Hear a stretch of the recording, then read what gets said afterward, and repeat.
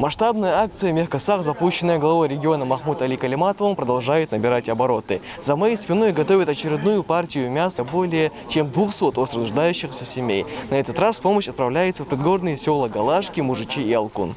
Мясо только что разделанного животного аккуратно загружают в машину, чтобы потом развезти по населенным пунктам Сунжинского района. По поручению главы республики был открыт Национальный фонд развития Ингушетии и закуплено десятки голов крупнорогатого скота. На Сунжинский район выделили 13 коров и бычков, мясо которых раздадут малоимущим, сиротам, вдовам, а также людям с ограниченными возможностями здоровья. Сегодня у нас продолжение масштабной благотворительной акции, которая была начата главой республики в начале священного месяца Рамадан.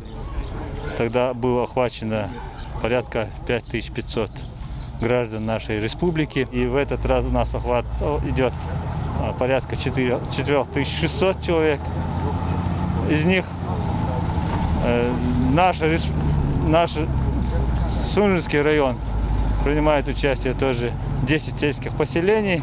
Одна из первых машин с мясом жертвенного животного прибыла в село Мужичи. Раздачу решено проводить поадресно. Всего около 40 семей в сельском поселении получат поддержку от региональных властей. Но перед этим мясо нужно разделить на равные части, чтобы затем раздать малоимущим. Мы сегодня составили списки, мы постараемся тех людей, которые малоимущие, кто больше всего нуждается, мы пересмотрели с тамадами, с турками. Вот будем планировать, кому дать. Вот поступило 174 килограмма мяса, и мы планируем на 35 семей раздать это мясо. В этом доме проживает семья Балаевых. Асет уже ровно год одна воспитывает детей. Муж умер от тяжелой болезни, и с тех пор они испытывают финансовые трудности. Такая поддержка поможет еще надолго закрыть вопрос с пропитанием, делится Асет.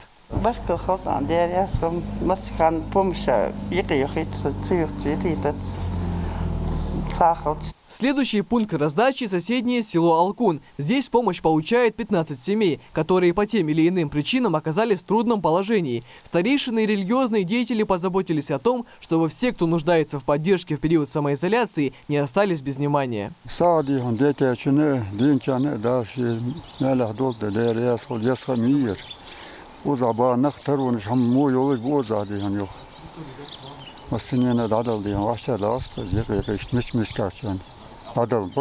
В этом маленьком тесном вагончике проживают мать с дочерью. Марем Хамхоева рассказывает, что главы семейства давно не стало. Сама работает техничкой в местной школе. Это единственный источник заработка. Такое внимание со стороны главы региона дорогого стоит, благодарит женщина. Живем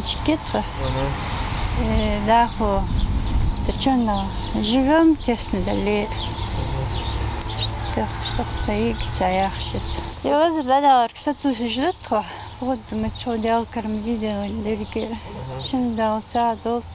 Всего по Сунжинскому району мясо жертвенного животного получили более 1000 семей. Ураза подходит к концу, и мусульмане спешат сделать как можно больше добрых дел в это священное время. Акция продлится еще 3 дня, пока все нуждающиеся не будут обеспечены пропитанием. Михаил Тангиев, Магомед Белакиев, Новости 24.